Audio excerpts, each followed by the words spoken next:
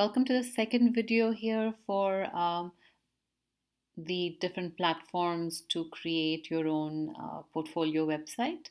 So the second one that I'm going to show you today is Webflow.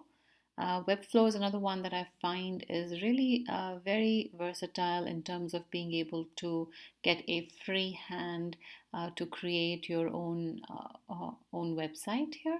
You can customize it with your own domain name as well. Like I said earlier, my focus was to be able to use a hosting site where I can customize with my own domain name. Not only that, but also Webflow is also very intuitive to use. And if you have no design, if no code knowledge, you can still use Webflow quite easily. So essentially, again, if you just go to webflow.com and you create an account, you're able to then go into creating a new project.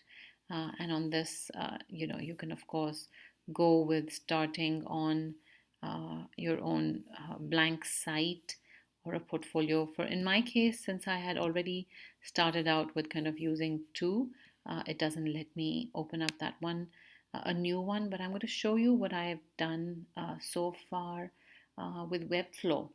And again, my website is live, but it is again not on Webflow.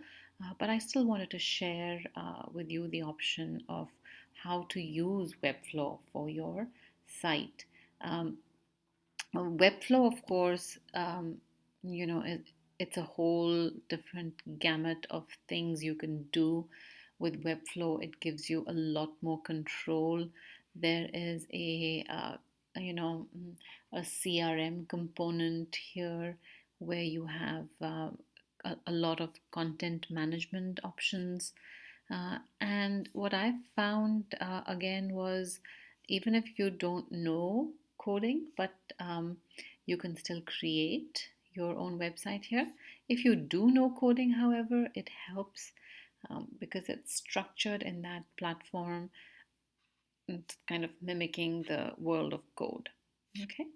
So the way it starts out is right up top here. You have your navigation page. You are able to import different images as your navigation icons. You can also insert text. And the way it works is with sections, So you have your main section. If you click on it, it shows you this is a section 4, and on the right hand panel, it tells you that this is the hero section. So whatever is highlighted in blue, that tells you that you have customized your work to be, the way you want to. It is very, again, like I said, very intuitive. It tells you how the display is going to look when you view it in different modes. So, for example, right up top here, this shows you that I'm looking at the desktop mode for the site I created. I can click on the next mode and it'll show me the tablet mode. Again, this is the horizontal mode for a mobile phone when someone's looking at my website, and then this is the vertical mode here.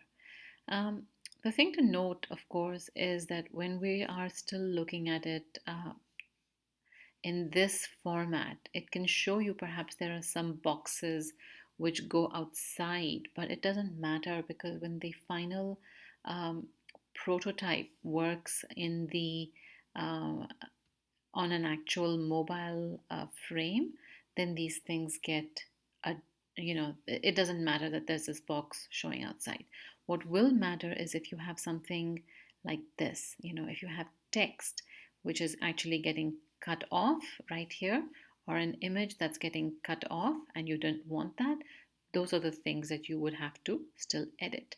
So let's say if you were back in this desktop setting, and here it looks just fine, but when you go to your mobile section, you can see that this is not looking okay. How would you adjust something like this? So there's different ways. This is showing me what the display setting is for this particular option.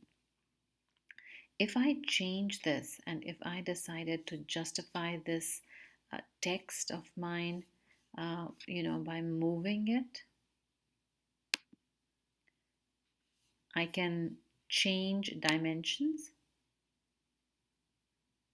the spacing, and I can bring it back inside, right? And then I can see that even when I go to my desktop still looks fine the way it was. All I have done is made adjustments here. Okay, so it is very intuitive to use. Like I said before, you essentially get to create different blocks and add your information in these blocks one above the other. Uh, and they're called those div blocks, right? And then, of course, you can keep adding elements by using that plus sign. You can also use, insert symbols. You can have your own symbols. You can create a new one here. And there's a lot you can do. The CMS is again an interesting option that you can have a lot of different content here, which can easily get managed. For me, for example, for my website, I had my health expert app. I gave, I had my the essentially the web linking right there. The custom fields. This is basically showing you all the information that you can put in here. And this is how to get it ready for publishing.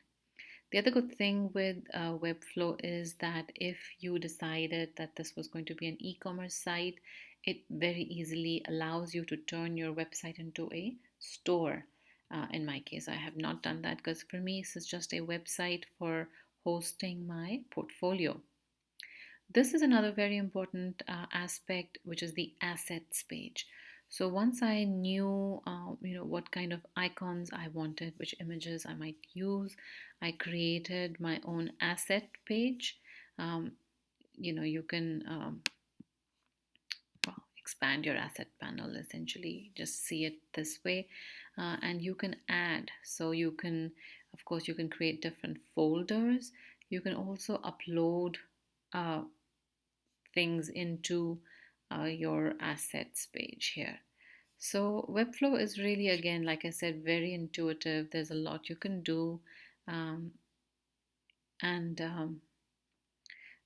I would highly recommend that people can go into it and really play around with Webflow. Another very important tool, very helpful tool I found with Webflow was their video tutorials.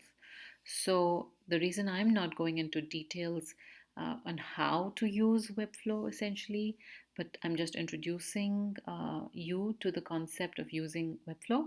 But you can use these tutorials, and they give you a very brief overview on how to use, HTML and CSS and the basic fundamental understanding about it.